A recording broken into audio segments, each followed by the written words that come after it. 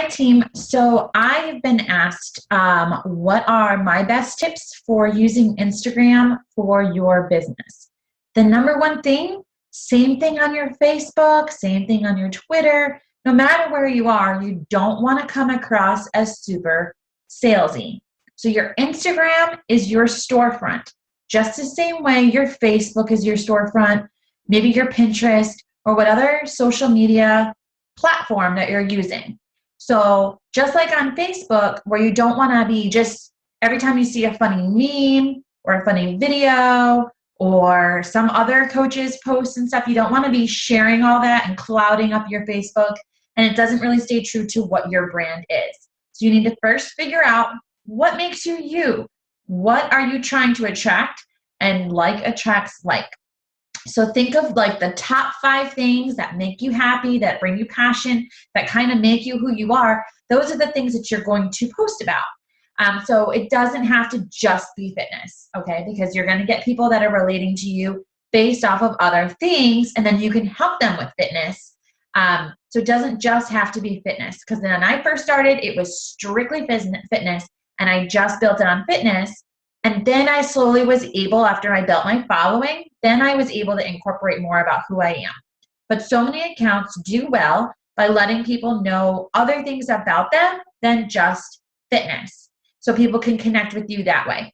But you have to keep in mind that not every funny photo that you find or video or whatever, you don't want to post that there because that might not be your brand and that's not what you're trying to attract, okay? So that's step number 1. Step number 2 is your profile.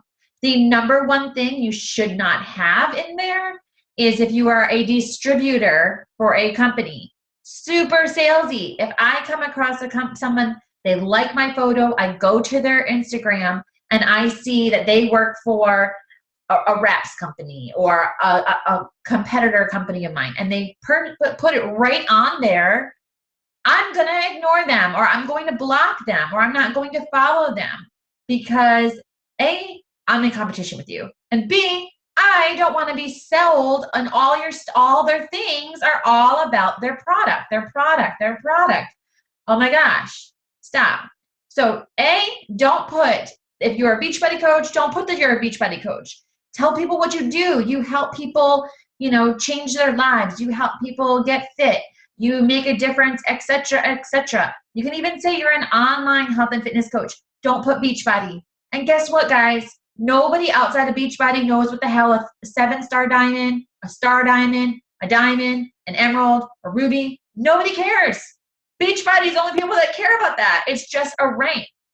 But you're not trying to recruit other Beachbody people. You're trying to get people to connect with you that are outside of Beachbody. So stop putting Beachbody and your rank or your title, because A, it's going to be a turnoff, and B, the title and rank, nobody outside of Beachbody can identify with. So honestly, maybe if you're like an elite and you're like, whatever, maybe 15-star diamond, 10-star diamond, you might want to put it in there. But again, nobody outside of Beachbody knows that. So you need to talk about, so when they come to your page in their profile, they're going to know what to expect from your page.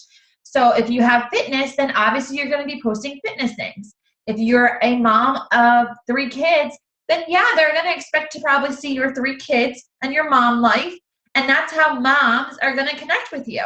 If you're a teacher, you're going to share things about teaching. So what you are posting about should relate to the things that are in your profile. You're letting people know what to expect. So that's number 2. Number 3, hello, people, you have to make your profile public, just like on Facebook. And I don't know if you cannot make anything else public, but for sure, your Facebook and your Instagram needs to be public because people need to be able to find you. When I come across, if somebody likes on my picture and I go to their profile and it's private, I'm not going to follow you. I have no idea what you're about. I have no idea the stuff that you post. I don't even really know who you are. So I'm going to move on to the next person. So people are going to stumble across your page. They come to your Instagram and it's private. They're going to move on. They have no idea that you might be the person that can help change their life. They have no idea that you might be like the raddest chick around. They don't know, and they're going to move on.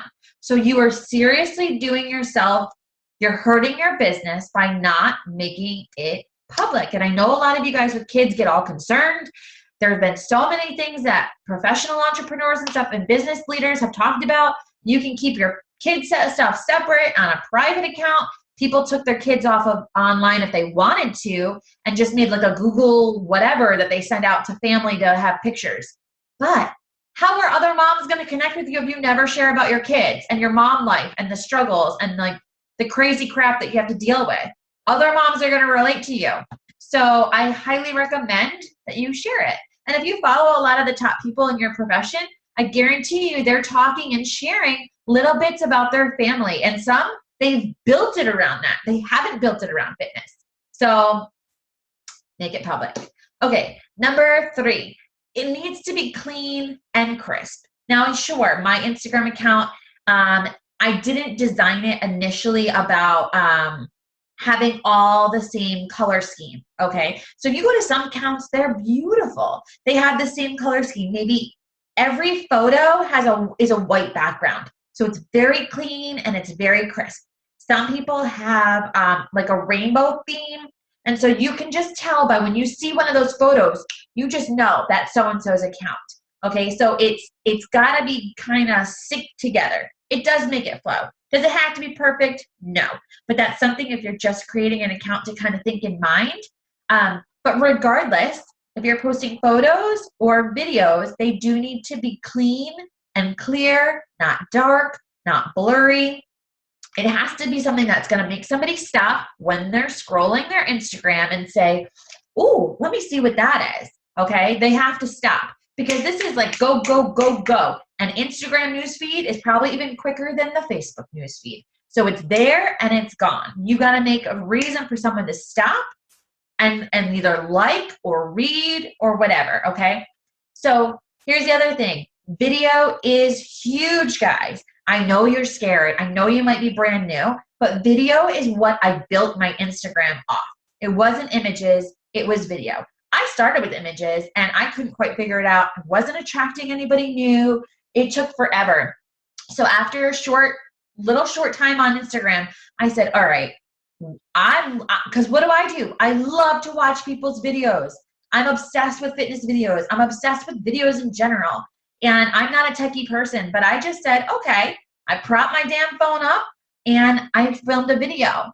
Were they all great? No. Am I still learning? Yes. But you got to just try, put it out there, make it exciting. But here's what I do, guys. I clean it up.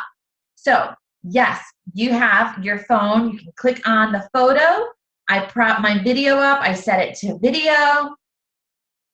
Obviously, I make sure it's facing so I can see myself in my phone. So like you can see yourself into it, right? I prop it up so that I have good angle. And here's the other thing. You have to have good lighting. So I don't want to take a video. So here's my window. My window's on this side of me. I'm not going to take a video here where it's facing out at the light. The light you want to backlit. So I have my phone when I'm taking it, like I just took a picture a little while ago before I made a video before this.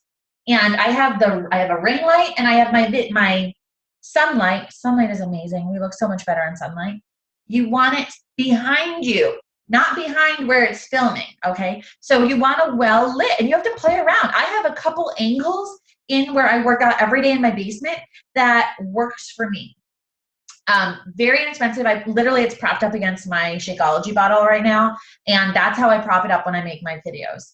Super inexpensive. But you want it well lit. Okay. So you want to make it engaging. And you also need to build up a reputation and a following before you can really start posting long posts. Okay. Same thing on your Facebook. Now I still do this sometimes, and sometimes it's effective and sometimes it's not. Here's the other thing. I also barely read some of the people that I follows post. So short and sweet. You want to engage them in the beginning. Ask a question off the bat. The other thing is people are like, well, how do you attract people? You have to use hashtags. Hashtags are your best friend. So if you're not putting it in your initial post, as soon as you post, the next one you're going to make a comment and you can leave 20 hashtags. So here's my rule of thumb. You all have a phone, I'm sure, because you can't be on Instagram without it. You should all have like a notes app or a memo app or something. Save a group of hashtags, and that way all you have to do is copy and paste every day when you're going to paste or you're posting on your Instagram account. So you're not sitting there having to type in every single hashtag. It's already saved you time. It's already in your notes app. Copy and paste. My life is built off copy and paste. So you're going to paste that in the comment section below. Here's where Instagram has just changed. Before, I could have posted a video last Friday, but I want to bump it back up in the news feed like we do on Facebook.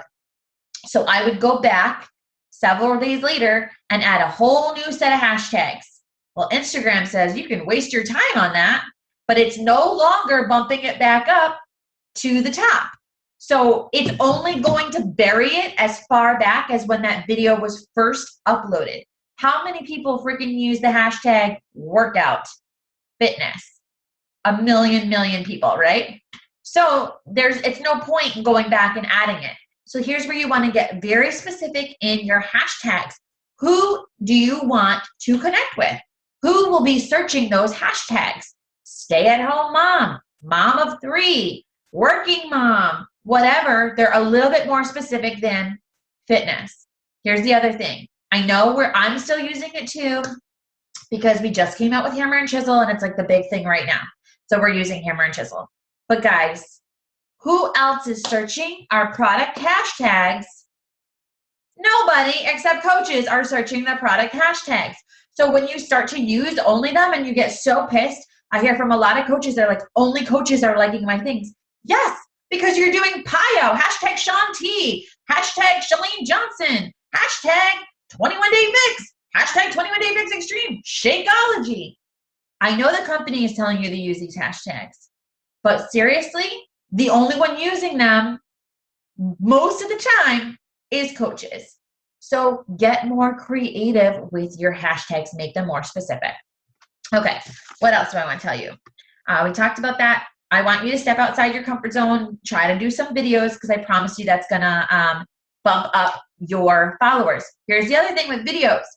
I edit them out before I post it. So I make a video, but you only get 15 seconds, guys. So I don't want, from the time I push play over here on my phone to start recording me, and I get over here in position, I just have wasted 3 seconds of time. And who the heck wants to watch me walking across? They just want to see the video. So when you're watching these, when you're on Instagram and you follow people and you like their videos, you're not seeing them turn it on and walk over and get into place. So what you want to do, edit it out.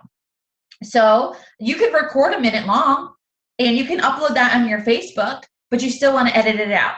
So there's lots of apps that you can use. Pick Play Post is a great one. Again, you can crop out the parts that you want. So if you only want this section for 15 seconds, then you can add music to it. You can mute the music if you've got your workout playing in the background. You can add your own music. Just be careful with copyright. Certain things get posted or not. I use a lot of the cover artist music, so it's not the actual artist, and I never have a problem with that. So you do want to edit out your videos. Nobody wants to see you sitting there and you're waiting. Like I remember when Size first came out and people are sitting there and they're sitting there and then you hear 5, 4, 3, and then he starts and you did about 6 seconds of actual workout before your 15 seconds is up. So edit your videos. You want to show the best part of your video. And you can mix and match, 5 seconds of this video, 5 seconds of this move, 5 seconds of this move, 5 seconds of this move. You can add text. You can record your voice over it. Make it engaging. So I encourage you to step out for that. Video is a great advantage. Okay, how do you interact with them? This is what I did. And I get people all the time that are like, you're like the nicest Instagrammer. And I'm like, thanks. Here's why. People are coming to you, they're following you, and they're liking on your stuff. It's just like on Facebook. If somebody leaves a comment on your post, you don't just ignore it. You interact with them. How are they going to come back? They're not going to interact with you. They're not going to comment on your stuff if you don't interact back. Same thing with your Instagram. So if, he's actually a coach, but let's just say Jack Pike. He was one who told me that. he started liking on a bunch of my things. So anytime somebody likes on my stuff, I go back to theirs. Here's what I don't do. If they are a rep for another company, that's a competitor. If they are another coach, very selective on the other coaches that I interact with, especially not on the team. And obviously on your direct team, engage with your coaches, give them support. Also, I do get a ton of like foreigners and overseas. I used to have like a bajillion people from Australia following me. I don't know how that happened. And a lot of them died off because, as we know, as coaches right now, it's only USA, Puerto Rico, and Canada.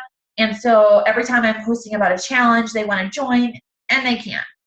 So that hurts. So I really don't waste a lot of my time building relationships. There's actually a couple people in the UK that I've established really good relationships with. So I do interact with them because they've been with me for a while. But other than that, I'm not gonna really get to know somebody super well because I can't, whatever. So you just want to engage, like, comment, ask a question. If they comment on yours, comment back. A lot of times it's just they're saying, you know, whatever, great job, this is awesome, I'm going to try it. And I say, awesome, great. And sometimes it's a thumbs up, sometimes it's a smile. Just engage with them. And then, yeah, use hashtags. Check out the hashtags that you're using. Search who else is using those hashtags. And then that gives you more people to like and comment on. Lastly, there's a little magnifying glass at the bottom. If you click that, Instagram has now changed it from that whole popular page that did nothing to it's filtering out for you people who are the photos that you most like, videos that you most like, and hashtags that you use the most. So they're bringing up accounts that have the most interest with you. Yes, there will be competitors in there.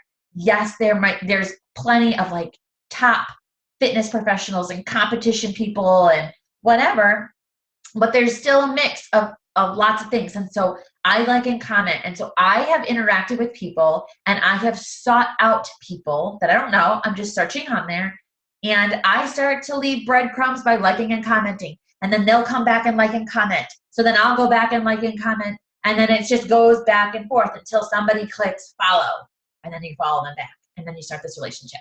So it really is. You've got to spend some time. And just like when you post on your Facebook, it's not post and run. Okay, so it's not like, oh, I got 5 minutes, I'm going to post this and bounce. You want to interact. So I leave a lot of time. I leave about 10, 15 minutes after I post a video on Instagram. I'll go back and start. Sometimes it's even less than that. 5 minutes, 10 minutes. And then I start going back and everybody who's liked and commented. And because I'm getting so many more likes and comments, I wait a little less time now to do that. But in the beginning, I would wait a little bit so it doesn't seem so desperate, right? And then you go back and you interact with those people. And it's all about connection. And if you've been in this business, you know it's not about a sale. It's not about making money. It's not about commission. It's not about hitting a certain amount of points. It's about connection and being genuine and really caring about people and getting to know them. So those are my best tips for you for Instagram. If you guys have any others or some tips that you would like to add, be sure to comment them below for sure. Let me just see if I had anything else. Also, in your profile, you can put your link. That's the big one. So if you do not own a website or you do not own a blog, whatever you do not post your company rep website, okay? Because it's super salesy. People don't know what to do when they get there. And it's just like, you're not connecting them with something that's going to actually help them. So what I tell my team to do is post your Facebook profile URL. Now, even some top coaches I know want people to get to know them first. They don't even post their like page URL. They post their Facebook profile. I have mine set up to my like page and I alternate it because I do have a blog site. So I'll alternate it between JackieEnos.com or Jackie Enos Fitness for my Facebook like page. Okay, so if you do not have a like page, send it to your Facebook page. If you have a blog site, send them to the blog site. As long as there's stuff on your blog site for them that's adding value to them or has a freemium for them or something that they're going to get out of it, Otherwise, send them over to your like page so they can connect with you there. But Instagram gives you that, and it goes live. So they can click it, open up their Safari, and boom, they're instantly at it. So I have it sent right now to my Facebook like page so they can interact with me over there. Because just because I might share some of the same videos over there, I'm posting all day long on my Facebook like page, and I'm not using all those posts on Instagram. So those are my biggest tips for you. It's your storefront. Make it clean, make it interactive, get to know your people, give them value.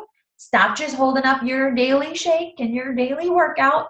Give them something else of value. Share your journey, share your experience, share how you can help people. Let them get to know you and your personality. Because, hey, we're always looking to build on our teams, right? And somebody might really connect with you, and they're going to do that when they can see you. And so that's why video is also awesome, because they can't always tell all that from image. So I hope that helps you guys. And like I said, any questions or comments, please post them below. Thanks, guys.